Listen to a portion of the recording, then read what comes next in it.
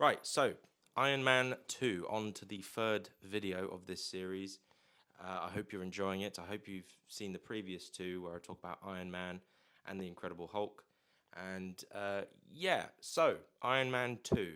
With the first Iron Man, you went into it just sort of thinking it's just sort of like this one-off sort of movie. There might be a sequel. You kind of assume that it's just going to be a separate franchise, blah blah blah. But then they tease more like connections to other movies. They tease an Avengers movie. He shows up in Incredible Hulk for like a little cameo, which was cool.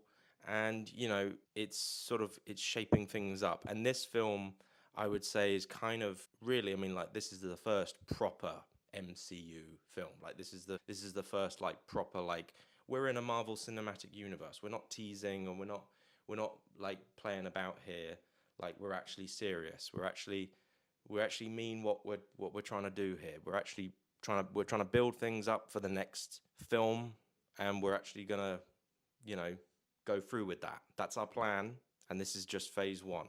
And yeah, I mean, as a film, Iron Man 2 is all right. As a sequel to Iron Man, it's pretty good. I like it. It's definitely very rewatchable. I somewhat prefer it to the first one, but I felt like the first one had a better pacing and it had better like action.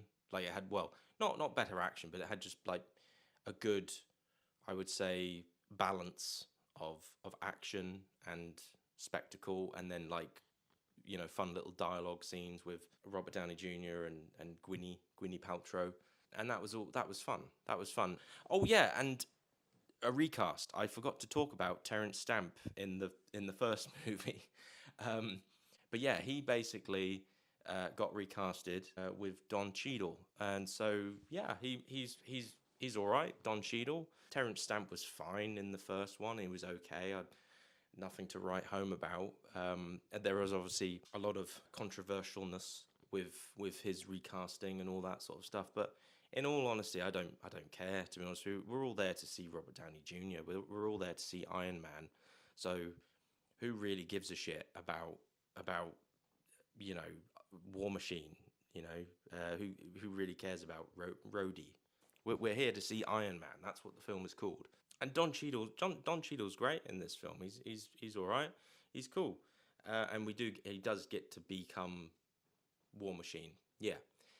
What else? Oh yeah, you've also got Mickey Rourke, who I think is really, really good in this film. A very underrated villain, in my opinion. Mickey Rourke has actually gone on record with saying like he hates this film and he hates his performance and he hates what Marvel did to his character and everything like that. But honestly, I think he should be happy with it.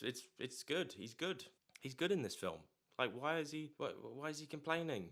You're fine, And this was kind of like the after he had a big comeback, with The Wrestler, and he was obviously in Sin City as well. But like, The Wrestler was really his big comeback. Like, this was kind of like another big movie for him to be in, and then he was in this other film called Immortals, and then he was in Expendables. But then he buggered up his career again.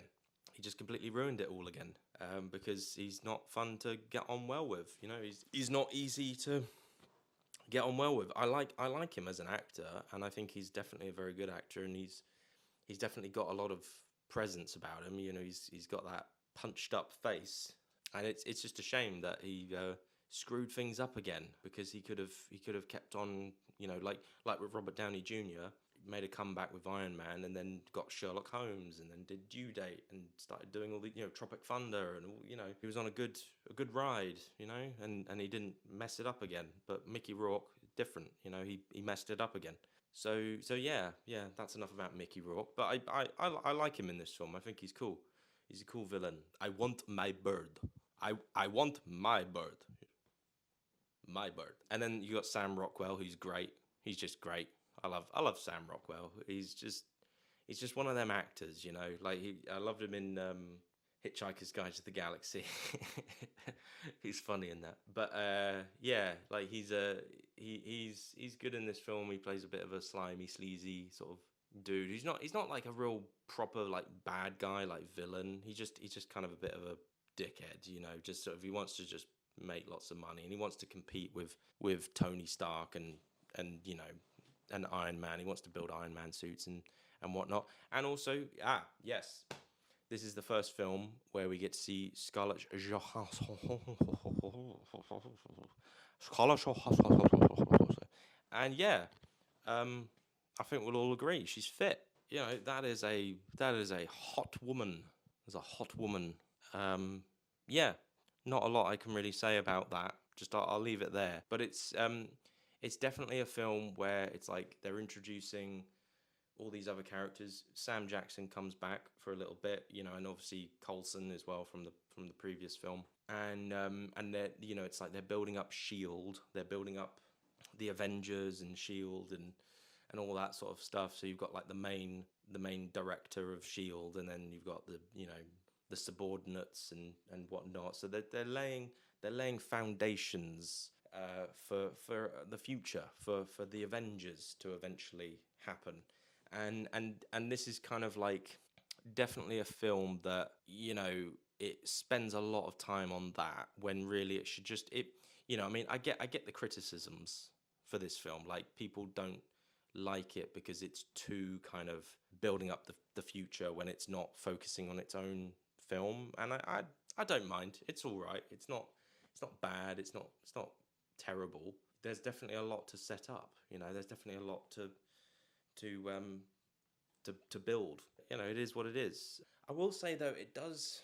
Yeah, I mean, going back to the thing, like action. You know, there isn't really like an action scene until we get to like the Monaco bit, and then that's kind of the only like really big major action scene until the end, or until we see Iron Man and War Machine having a punch up when he gets all drunk. And yeah, there's this whole subplot of Robert. Sorry, I keep saying Robert Downey Jr.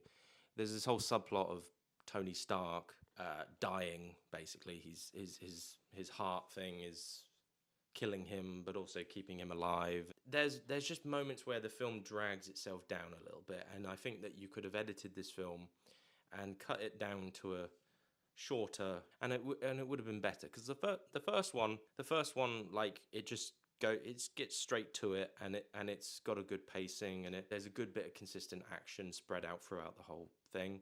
And yeah, I mean, and yeah, like this film as well, like the first one, I feel like there's a good bit of action at the end, but like a little bit, there's better action at the end, and it's good when they're fighting all those drones in that little like Japanese garden type thing. I don't know if it was a Japanese garden, but yeah, I mean, it looked like one. When they're fighting all those drones, that was cool. But then like the big fight with Mickey Rourke, it doesn't last very long. It's just literally a little bit of a, and then it's over, you know. And then you know, that would have been, it would have been better if that was a little bit longer. But oh, I got a text. But it's all right. It's still a good film, and I you know, it's a good time at the movies. I remember I have a good memory for films, and you know, when I went to go and see them, like that's all I remember, to be honest with you. I just remember, like, you know, who was I with, where was it, what was I doing, what age was I, you know, like that's the thing. I have a photographic memory for films. But yeah, anyway, so that was my third video of this series. I hope you're liking it. If you haven't seen the previous two, I would go back and watch them, and then maybe watch this again, or not. Skip this one and then watch the next one, and then the one after that, and the one after that, and the one after that, until you think, you know what, this guy Ewan, he's all right. I'm gonna subscribe to him because he seems like a cool guy.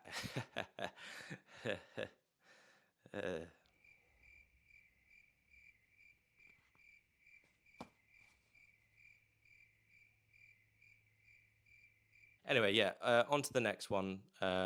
Thank you. Goodbye. Cheers. Cheers.